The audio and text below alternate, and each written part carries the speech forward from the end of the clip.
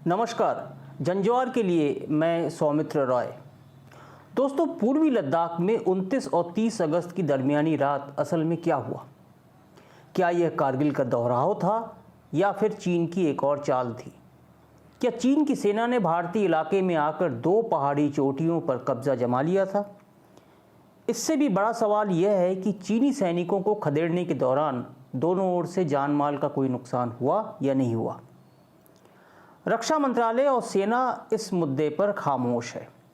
रक्षा मंत्रालय का जो बयान आया है उसमें ये कहा गया है कि भारतीय सेना ने चीनी अतिक्रमण को खदेड़ दिया और इस घटना में दोनों ओर से कोई भी जान माल का नुकसान नहीं हुआ। भारतीय सेना का बयान है कि हमारे जवानों ने चीनी सेना के नापाक मंसूबों को पूरा नहीं होने दिया। भारत की जो सार्वभौमिकता है, जो क्षेत्रीय संप्रभुता है, उसको बरकरार रखा। सबसे बड़ा जो सवाल इस पूरे मुद्दे पर उठता है कि रक्षा मंत्रालय इस मुद्दे पर पूरा सच क्यों नहीं बता रहा है। चलिए नक्शे से समझने की कोशिश करते हैं कि मामला आखिर कितना गंभीर और सरकार क्या छिपाना चाहती है। सूत्रों के हवाले से यह सामने आया है कि 29 अगस्त की रात चीन के करीब 300 सैनिक, जो कि रेडार और जीपीएस के साथ साथ नाइट विजन चश्मे हैं जिससे कि रात को भी देखा जा सकता है, अंधेरे में भी जिसको देखा जा सकता है, उससे लैस होकर वास्तविक नियंत्रण रेखा को पार कर भारतीय सीमा में घुसे और हेलमेट टॉप और ब्लैक टॉप नाम की 2 चोटियों पर कब्जा कर लिया। ये दोनों चोटियां सामरिक रूप से भारतीय सेना के लिए बहुत ही महत्वपूर्ण हैं, क्योंकि इन दोनों चोटियों पर अगर कब्जा हो जाता है तो पेंगोंग त्सो लेक जो है, जो कि झील है और सामरिक रूप से बहुत ही संवेदनशील इलाका है, जहां पर चीन की घुसपैठ हुई मई के आखिर में और जून में ये घुसपैठ हुई और वो चीन अभी तक उस इलाके से हटा नहीं है। दोनों तरफ से पिछले 3 महीने से इस बारे में बातचीत चल रही है कि किसी तरीके से वास्तविक नियंत्रण रेखा पर जो मई से पहले की स्थिति है उस स्थिति को बरकरार रखा जाए और चीन पीछे हट जाए, लेकिन चीन हटना नहीं चाह रहा है और हट भी नहीं रहा है। तो ये दोनों चोटियों पर अगर चीन के सैनिकों का कब्जा हो जाता है तो चीन को भारतीय सेना की हर हरकत जो कि पेंगोंग लेक की तरफ होती है वो पूरी तरीके से दिखाई देगी। तो एक तरफ से चीन के लिए ये बहुत ही सामरिक रूप से महत्व का मामला है। तो दोनों चोटियों, हेलमेट टॉप और ब्लैक टॉप नाम की दोनों चोटियों पर चीन ने 29 अगस्त की रात को कब्जा जमाया। ये दोनों चोटियां अगर आप नक्शे से में देखें तो ये दोनों चोटियां चुशूल सेक्टर में आती हैं, जो भारतीय सेना का एक बहुत ही सामरिक रूप से महत्वपूर्ण सेक्टर है। चीनी सेना अपने साथ बंकर बनाने का सामान भी लेकर आई थी। उसमें बहुत सारा ऐसा मटेरियल था जो कि जिससे कि बंकर बन सकते थे और चीनी सेना की एक तरह से कोशिश, एक रणनीति ये रही कि किस तरीके से वहाँ पर बंकर बनाकर सर्दियों के समय 300 से 400 सैनिकों की एक पूरी फौज वहाँ पे रहने का इंतज़ाम हो जाए। 30 अगस्त मतलब जिस रात को चीनी सेना की घुसपैठ हुई उसके अगले दिन 30 अगस्त को भारतीय सेना की स्पेशल फ्रंटियर फोर्स, ये एक बहुत ही खुफिया एक सैन्य इकाई है भारतीय सेना की, जिसमें ज़्यादातर जो लोग हैं वो तिब्बती शरणार्थी जो कि भारत में रह रहे हैं उनको मिलाकर ये फोर्स स्पेशल फ्रंटियर फोर्स बनी हुई है। SFF के नाम से उसको जाना जाता है, कई बार उसको विकास सेना भी कहा जाता है। तो इस स्पेशल फ्रंटियर फोर्स के कमांडोज ने जो चीनी सैनिक जो कि ये पूरा LAC पार करके घुसपैठ करके बैठे हुए थे उनको उन्होंने वहाँ से खदेड़ने की कोशिश की।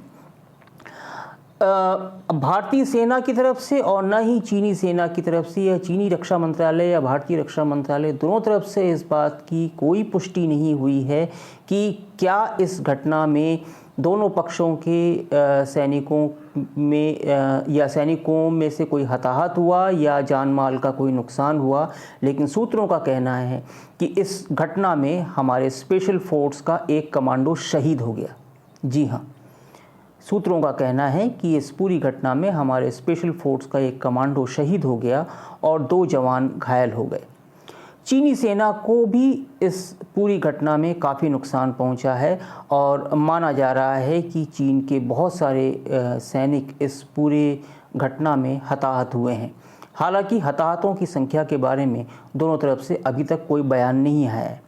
सवाल यह है कि कारगिल हमले को दोहराने जैसी इस घटना को क्यों दबाया जा रहा है। चीन की तरफ से तो ये बहुत स्पष्ट है कि चूंकि घुसपैठ उसने की है, आरोपी हुआ है, दोषी भी हुआ है, तो उसकी तरफ से तो ये दबाने की कोशिश हो सकती है। लेकिन भारत क्यों इस पूरी घटना को दबाने की कोशिश में है। दूसरा सवाल ये उठता है कि पेंगोंग झील से हटने को, चीन के हटने को लेकर भारत और चीन के अधिकारियों के बीच जो पिछले 3 महीने से बातचीत चल रही है, सैन्य स्तर पे भी और कूटनीतिक स्तर है उस पर भी, तो इस पूरी बातचीत का क्या नतीजा निकला। इसके अलावा सवाल यह भी है कि दोनों देशों के बीच अगर बातचीत बेनतीजा है तो भारत के पास फिर दूसरा विकल्प क्या है। एक दूसरा सवाल इससे भी ज़्यादा जो महत्वपूर्ण है वो सवाल ये है कि क्या चीन इस पूरी घटना को अंजाम देकर क्या किसी और महत्वपूर्ण मसले या किसी बहुत ही खतरनाक मसले से अपना ध्यान हटाना चाहता है। बिल्कुल सही है। लगभग ये बात इसलिए भी बहुत ही गौरतलब है क्योंकि देप्सांग का जो पूरा मसला है, जो कि तिब्बत से, जो कि चीनी अधिकृत या चीनी कब्ज़े वाले तिब्बत से लगा हुआ भारतीय इलाका है देप्सांग, वहाँ पर चीन का जो दबाव है वो भारतीय सेना पर बहुत ही ज़्यादा है। इस बारे में बहुत ज़्यादा कोई खबरें नहीं आ रही हैं, लेकिन देप्सांग पर से ध्यान हटाने के लिए 29 और 30 अगस्त को चीन द्वारा घुसपैठ की कोशिश को एक ध्यान हटाने का मामला भी माना जा रहा है। अगर आप देखें कि तिब्बत को जिनजियांग जो प्रांत है चीन का, उससे जोड़ने वाली जो सड़क है जिसको हाईवे G219 भी कहा जाता है, अगर हम देखें कि जिस तरीके से पूर्वी लद्दाख में भारतीय सेना ने अपनी स्थिति बीते कुछ 1-1.5 महीने में मजबूत की है, चीन को कहीं ना कहीं ये डर है कि भारतीय सेना तिब्बत वाला जो मोर्चा है देप्सांग वाला, वहाँ से भारतीय सेना वहाँ वो घुसकर तिब्बत पर कब्जा ना कर ले या तिब्बत पे घुसपैठ ना करे। दूसरा एक और मसला है वो है ग्रीन टॉप का, और ग्रीन टॉप और उसके अलावा हॉट स्प्रिंग और गोगरा एरिया का, जो भारतीय सेना का गोगरा पोस्ट है, वहाँ पर भी चीन अभी तक जमा हुआ है, चीन की सेना अभी तक जमी हुई है और ये कहीं ना कहीं वहाँ पर चीन अपनी स्थिति मजबूत करने की कोशिश में है और इसी का ये नतीजा है कि 29 और 30 अगस्त को ब्लैक टॉप और हेलमेट टॉप 2 पहाड़ियों पर ये कब्ज़े की कोशिश की गई।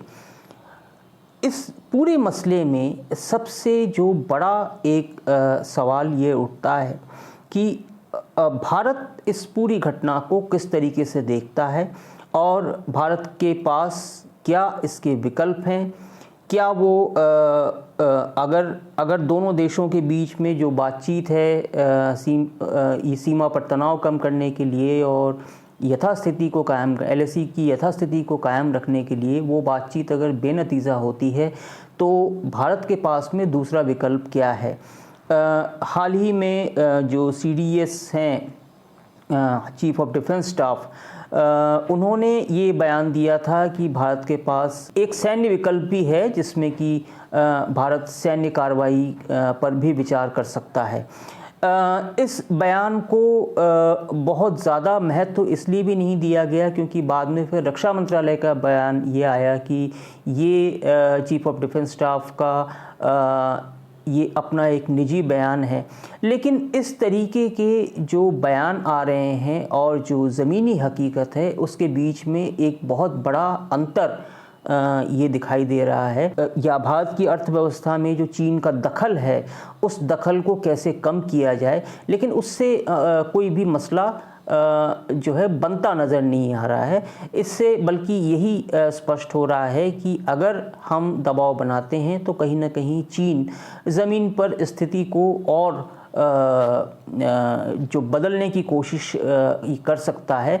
लेकिन इस पूरे मामले में भारत को स्पष्ट करना चाहिए कि असल में पूर्वी लद्दाख में क्या स्थिति है, क्योंकि बीच में अभी 2 दिन पहले ही कुछ उपग्रह के नक्शे सामने आए थे जिसमें ये पता चला है कि न सिर्फ पूर्वी लद्दाख में चीन 2 हेलीपैड बना रहा है, बल्कि सिक्किम में जो डोकलाम का जो एरिया है जिस पर 2017 में दोनों देशों के बीच में 73 दिन तक आमने सामने की स्थिति रही थी, और उसके अलावा डाकुला जो एरिया है और भारत और भूटान की सीमा जहां पर वो चीन से लगती है, जिसको ट्राई जंक्शन कहते हैं, वहां पर भी चीन एक हेलीपैड बना रहा है। और साथ में वहाँ पर भारत को निशाना बना के या भारत के किसी भी हवाई हमले से बचाव के लिए वहाँ पर मिसाइलें तक तैनात की गई हैं। तो ये पूरी जो गोलबंदी है, इस गोलबंदी को भारत कैसे देख रहा है? क्या ये जंग की स्थिति है, या इतना सब कुछ होने के बाद भी भारत ये उम्मीद कर रहा है कि हम बातचीत के जरिए इस पूरे मसले को सुलझा लेंगे? मुझे लगता है कि भारत को अभी तुरंत, चाहे वो रक्षा मंत्रालय हो, चाहे विदेश मंत्रालय हो, या चाहे वो सरकार में सर्वोच्च स्तर पर हो, एक स्थिति स्पष्ट करने की कोशिश होनी चाहिए कि असल में अब भारत और चीन के बीच में जो सामरिक, आर्थिक और राजनीतिक समीकरण है वो अभी किस स्तर पे हैं और आगे क्या हो सकता है। ये देश के लिए एक ये बहुत गंभीर मसला है।